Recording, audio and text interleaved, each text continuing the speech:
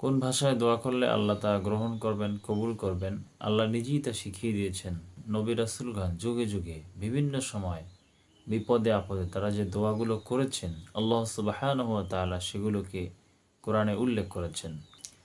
সূরাতুল বাকারার 201 নম্বর আয়াত, ওয়ামিনহুম মান ইয়াকুলু রব্বানা আতিনা ফিদ দুনিয়া হাসানাহ ওয়া ফিল আখিরাতি হাসানাহ ওয়া কিনা আযাবান নার। রব্বানা, হে আমাদের রব, আতিনা আমাদেরকে দাও, ফিদ দুনিয়া হাসানা দুনিয়ার কল্যাণ, দুনিয়ার যত কল্যাণ রয়েছে আমাদেরকে দান করো, অফিল আখিরাতি হাসানা এবং আখিরাতের কল্যাণ দান করো, ওয়াকিনা আযাবান নার আর আমাদেরকে জাহান্নামের কঠিন শাস্তি থেকে রক্ষা করো। গুরুত্বপূর্ণ দোয়া, এটি আমরা সবসময় করতে পারি।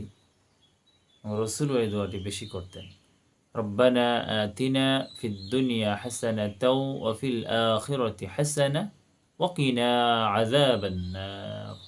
পৃথিবীর প্রথম মানব, প্রথম নবী আদম আলাইহিস সালাম, তাদেরকে যখন জান্নাতে, তিনি এবং তার স্ত্রী, তাদেরকে যখন জান্নাতে বসবাসের জন্য আল্লাহ বললেন, তখন শয়তান ওয়াসওয়াসা দিয়ে তাদেরকে জান্নাত থেকে বের করে দিল।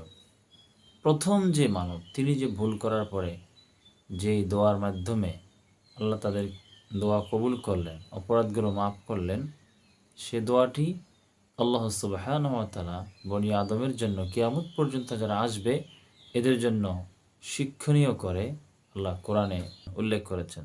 সূরাতুল আরাফের 23 নম্বর আয়াতে দোয়াটি আল্লাহ উল্লেখ করেছেন, রব্বানা যালামনা আনফুসানা ওয়া ইল্লাম তাগফির লানা ওয়া তারহামনা লানাকুনান্না মিনাল খাসিরিন।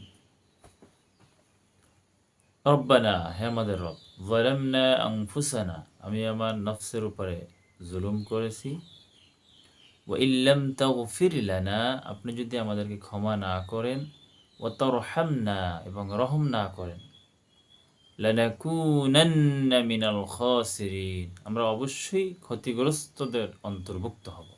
যেই দোয়ার মাধ্যমে আদম আলাইহিস সালামকে মাফ করা হয়েছে।